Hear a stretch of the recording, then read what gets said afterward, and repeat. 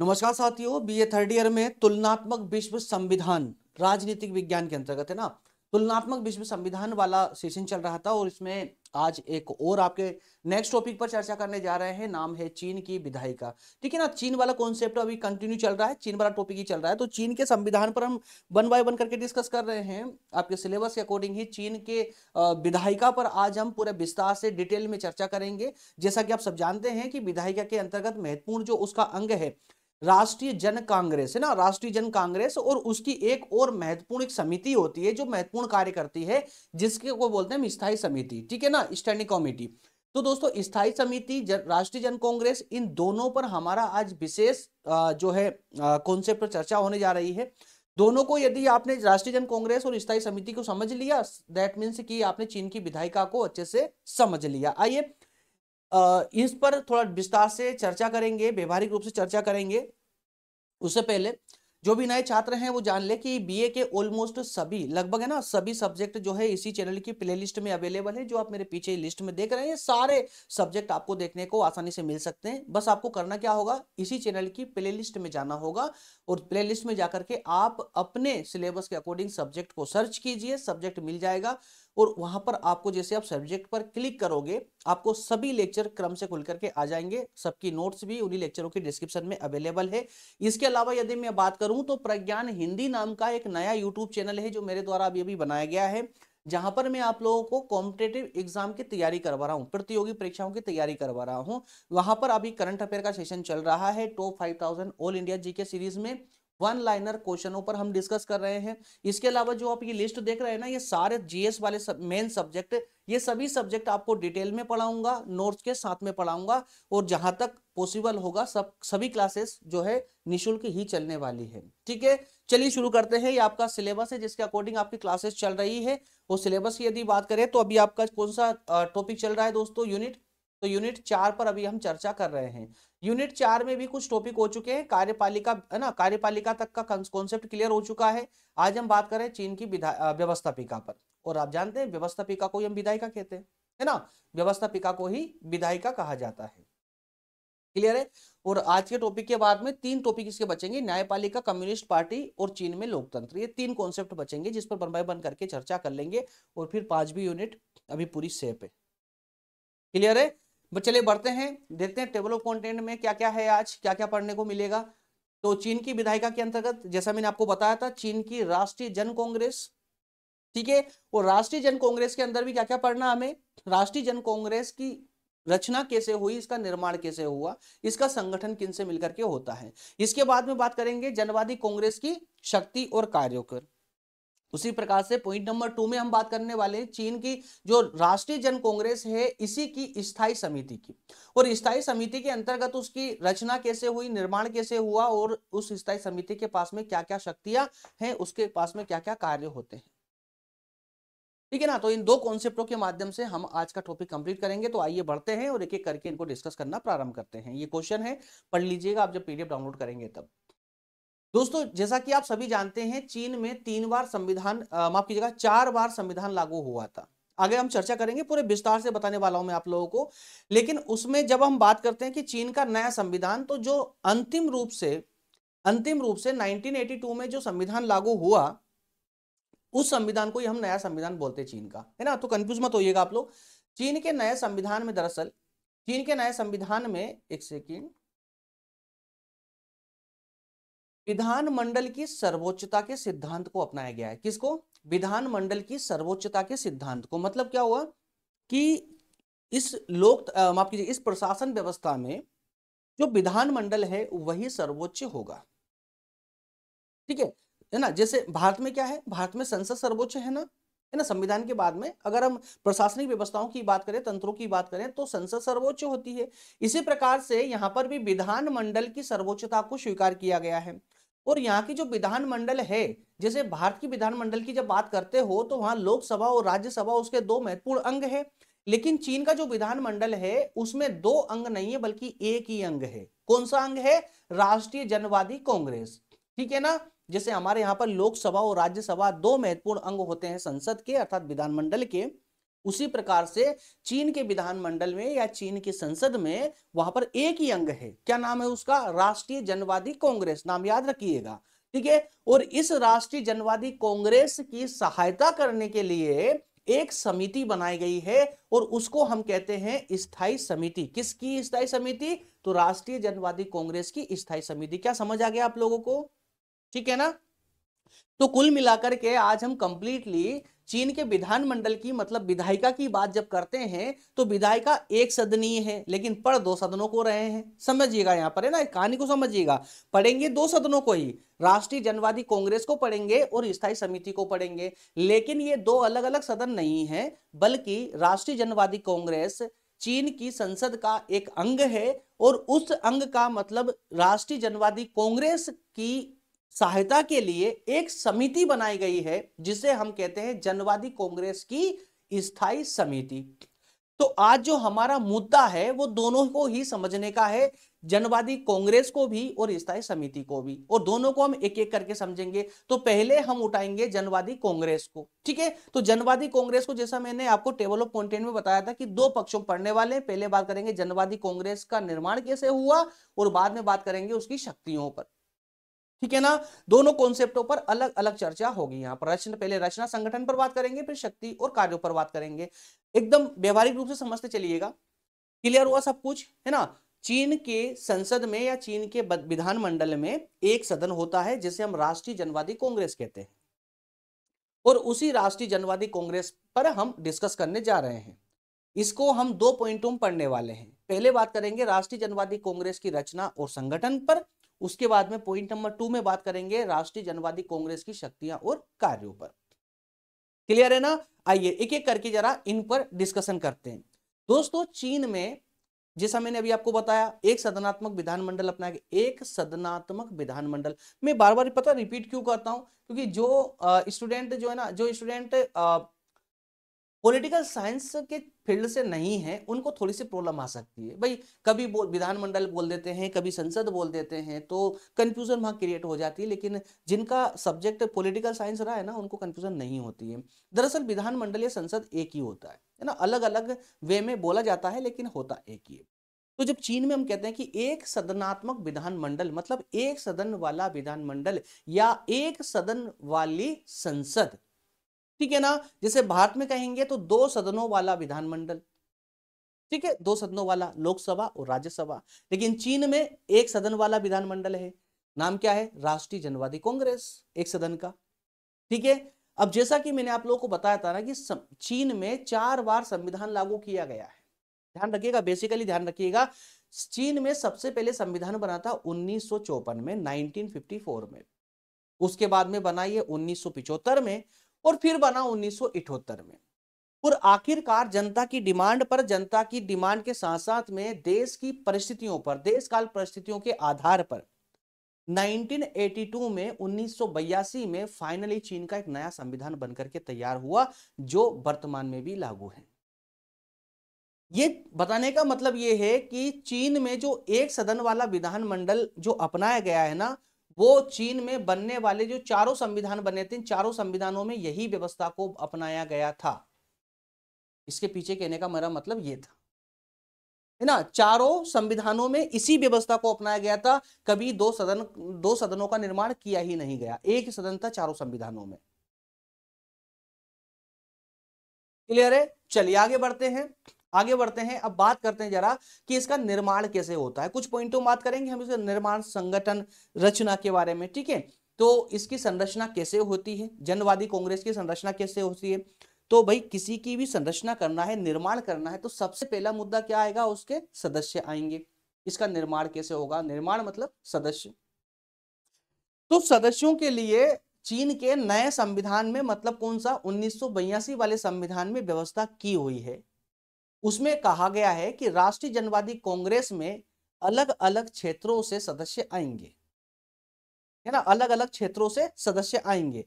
कहां कहां से आएंगे, तो मात्र आप 4 क्षेत्रों को याद रखिएगा, 4 क्षेत्रों को याद रख लीजिएगा, आपका काम हो जाएगा। कौन कौन से क्षेत्र, एक, प्रांतों के निर्वाचित क्षेत्र प्रतिनिधि, ठीक है। प्रांतों से जो प्रतिनिधि निर्वाचित होते हैं वो प्रतिनिधि कहां पर, इस सदन में आएंगे, जनवादी कांग्रेस में आएंगे। इसके अलावा स्वशासित क्षेत्रों के प्रतिनिधि भी इस सदन में आएंगे।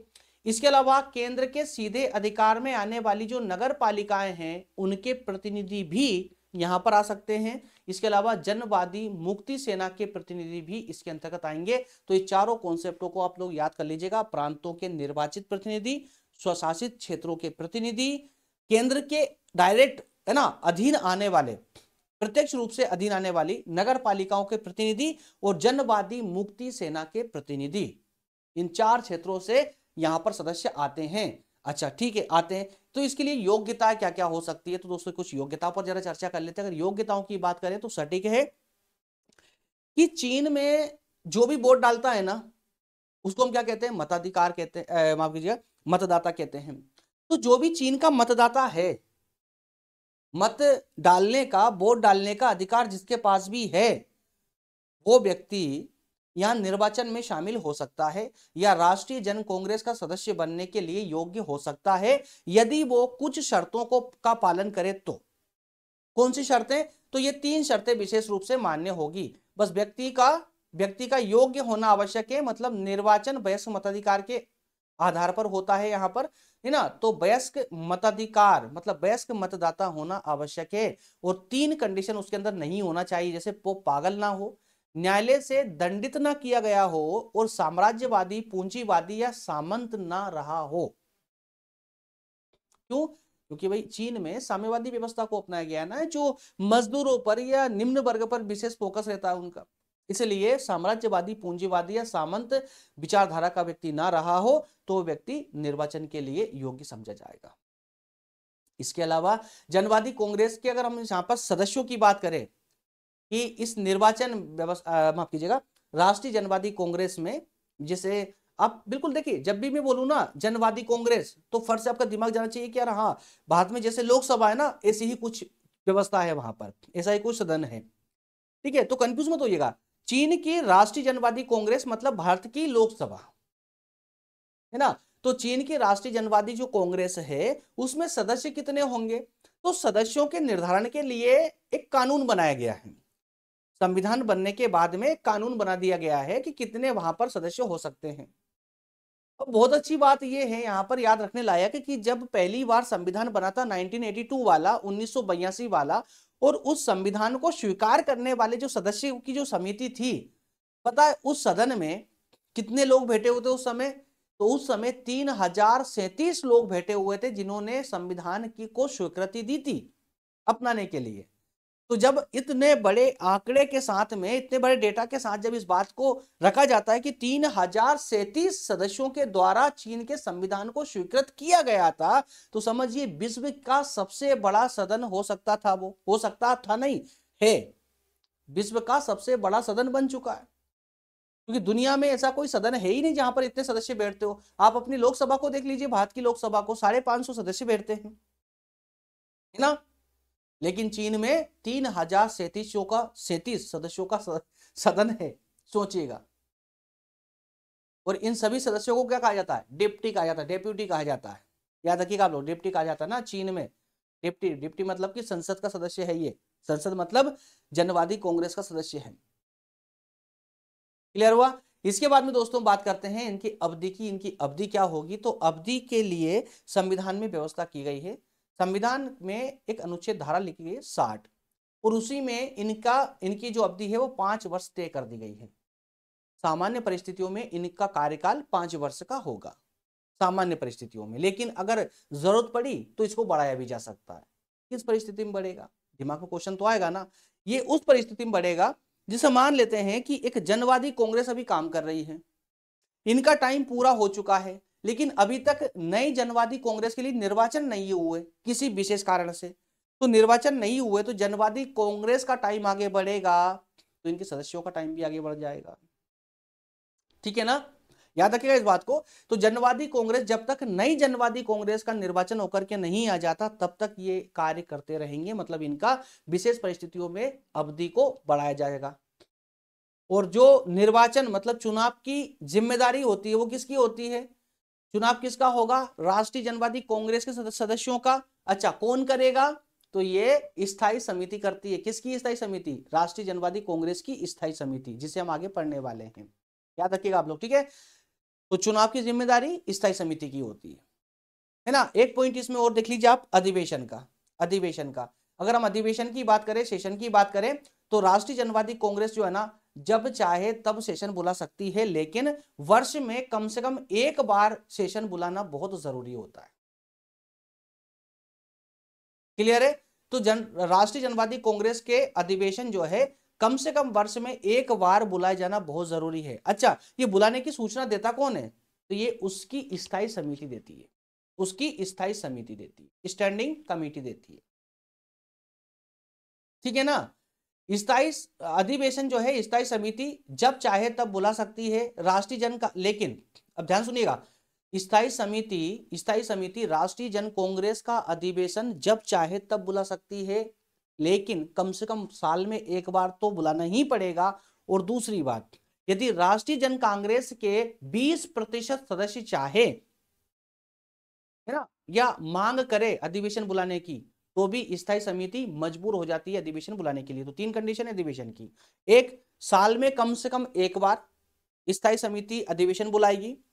दूसरी कंडीशन, स्थायी समिति अपनी इच्छा के अनुसार कभी भी जो है अधिवेशन बुला सकती है। तीसरी कंडीशन, जनवादी कांग्रेस के 20% सदस्यों की डिमांड पर स्थायी समिति को अधिवेशन बुला सकती है। क्लियर हुआ? चलिए आगे बात करते हैं दोस्तों। इसके अलावा अब बात करते हैं इसकी शक्तियों और कार्यों की। जनवादी कांग्रेस की शक्तियां क्या है और कार्य क्या है। उम्मीद करता हूं संगठन की या रचना के बारे में आप लोग अच्छे से समझ चुके हैं, वो एकदम सामान्य भाषा में चर्चा की है मैंने। अब बात करते हैं इसकी शक्तियों की। तो जनवादी, कुछ पॉइंट टू पॉइंट बात करेंगे ना, ताकि जल्दी से सेशन कवर होगा। देखिए, जनवादी कांग्रेस के पास में प्रमुख शक्तियां होती है। प्रमुख शक्तियों में एक सबसे प्रमुख शक्ति होती है प्रेसिडियम चुनने की। प्रेसिडियम मतलब क्या होता है? आपकी लोकसभा में एक स्पीकर होता है, जैसे आज वर्तमान में जो है ओम बिरला साहब है ना, लोकसभा अध्यक्ष। इसी प्रकार के जो अध्यक्ष होते हैं अधिवेशन का अध्यक्ष कौन होगा? तो उस अध्यक्ष का निर्वाचन या चुनाव कौन करता है? जनवादी कांग्रेस ही करती है। उसको क्या बोला जाता है वहां पर? प्रेसिडियम बोला जाता है। क्या? प्रेसिडियम बोला जाता है। इसके बाद में अन्य पावर में शक्तियों बात करें तो संविधान में संशोधन करने की शक्ति इसके पास होती है। इसके अलावा राज्य में जितने भी कानून हैं उन कानूनों को बनाना या उनमें कोई बदलाव करना, ये पावर भी जनवादी कांग्रेस के पास ही होती है। वो कानून चाहे फिर वो फौजदारी मामलों से संबंधित हो या दीवानी मामलों से संबंधित हो। इसके अलावा चीन के जो राष्ट्रपति और उपराष्ट्रपति, उनका निर्वाचन कौन करता है? उनका निर्वाचन भी जनवादी कांग्रेस के द्वारा ही किया जाता है। ये तो आप पहले भी पढ़ चुके हैं, है ना, कार्यपालिका में। इसके बाद में राष्ट्रपति की सिफारिश पर, याद रखिएगा, राज्य परिषद के जो प्रधानमंत्री और उप प्रधानमंत्री होते हैं उनका चयन भी जनवादी कांग्रेस ही करती है। ध्यान से सुनिएगा दोस्तों, जनवादी कांग्रेस प्रधानमंत्री और उप प्रधानमंत्री का चयन भी करती है, लेकिन किसके परामर्श पर? राष्ट्रपति के परामर्श पर। इसके अलावा जैसे सर्वोच्च न्यायालय भारत में, उसी प्रकार से चीन के सर्वोच्च न्यायालय के जो सभापति होते हैं, जैसे हमारे यहाँ पर जो है न्यायाधीश है, मुख्य न्यायाधीश, इसी प्रकार से चीन में सभापति कहा जाता है।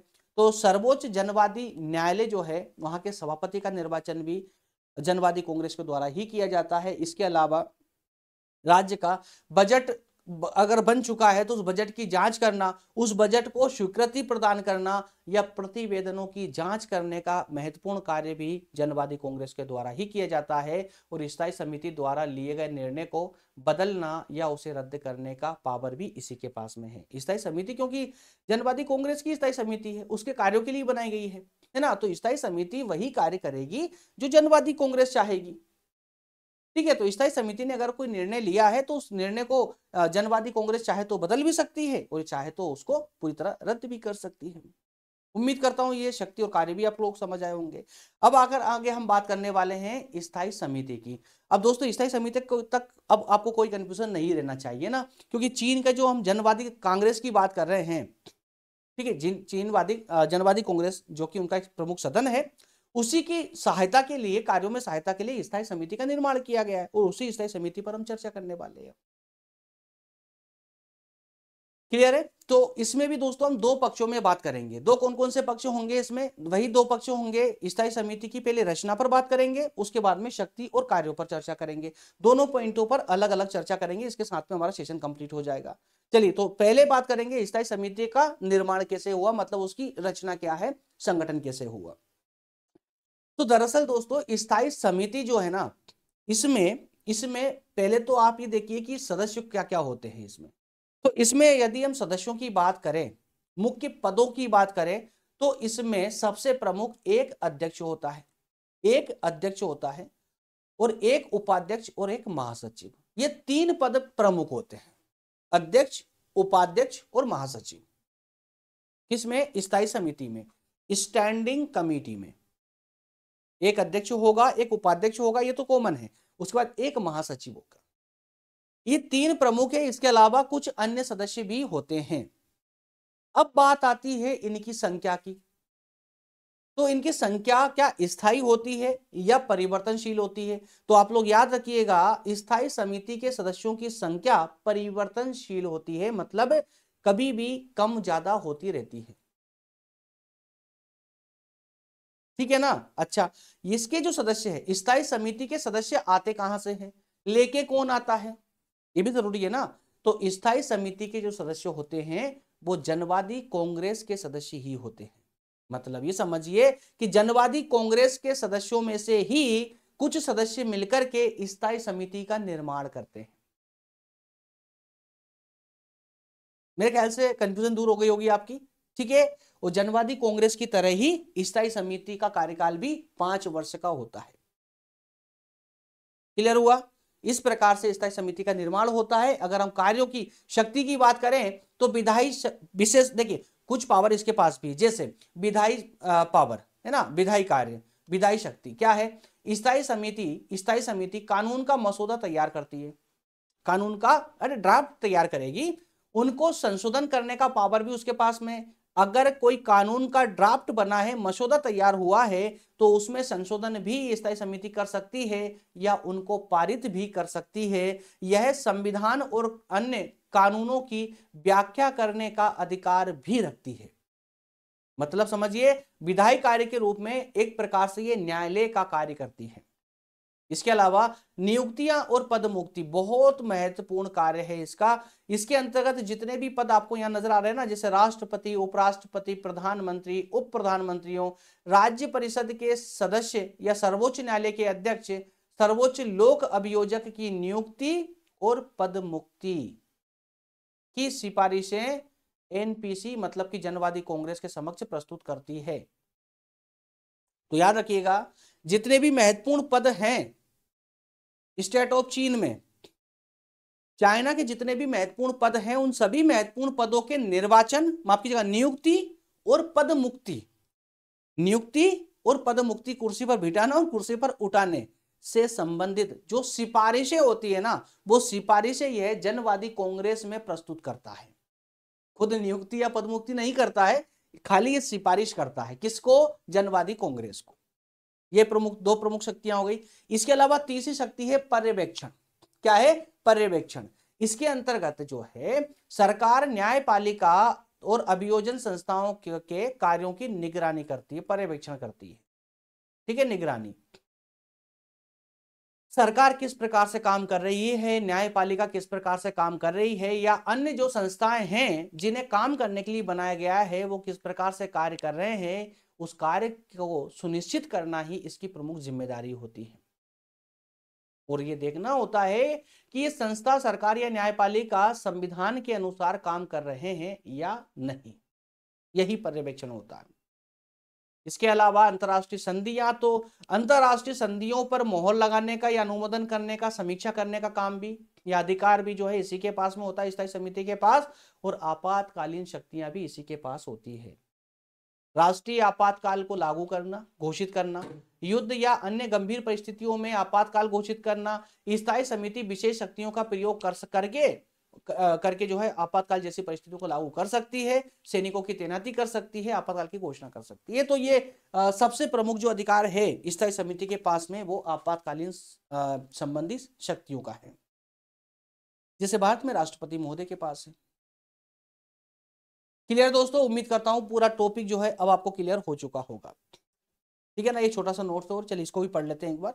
स्थायी समिति नेशनल पीपुल्स कांग्रेस के मतलब कि राष्ट्रीय जनवादी कांग्रेस के सत्रों के बीच नियमित रूप से बैठकें आयोजित करती है ताकि विधायी कार्यों और अन्य महत्वपूर्ण मामलों का संचालन सुनिश्चित किया जा सके। चीन की राजनीतिक संरचना में स्थायी समिति की महत्वपूर्ण भूमिका होती है क्योंकि ये देश के विधायी कार्यों की निरंतर और स्थिरता बनाए रखने में सहायक होती है। तो सामान्य सी बात है, हम पहले ही इसको कंप्लीटली समझ चुके हैं।